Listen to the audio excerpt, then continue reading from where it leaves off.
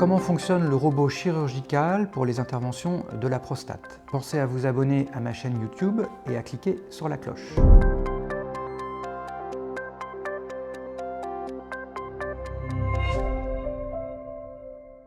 Bonjour, je suis le docteur Olivier Dumonceau, je suis chirurgien urologue spécialisé à Paris dans les pathologies de la prostate. J'utilise depuis plus de 20 ans le robot chirurgical Da Vinci pour opérer le cancer de la prostate. Alors qu'est-ce que le robot chirurgical? Tout d'abord, il porte assez mal son nom de robot parce que dans l'inconscient, un robot serait un outil qui travaillerait tout seul. Alors peut-être que dans l'avenir ce sera possible, mais aujourd'hui le robot fonctionne vraiment comme un piano.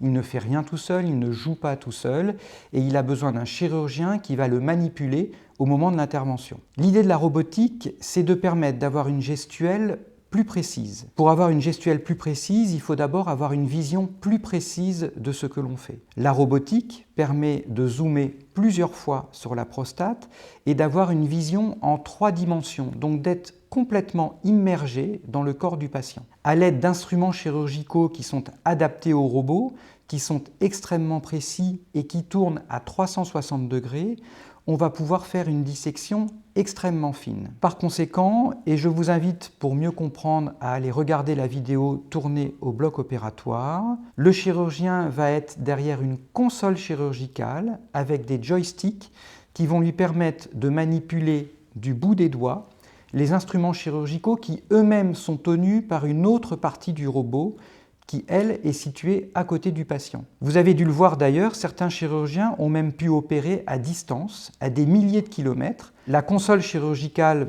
étant avec le chirurgien et la partie du robot qui tient les instruments chirurgicaux étant à des milliers de kilomètres. Cette intervention a été faite il y a plus de 20 ans depuis la France vers New York. Elle a été faite plus récemment depuis le Maroc vers la Chine. Encore plus récemment depuis Bordeaux vers un autre pays. Alors bien évidemment dans la pratique, le chirurgien qui va vous opérer sera dans la même salle d'opération que le patient.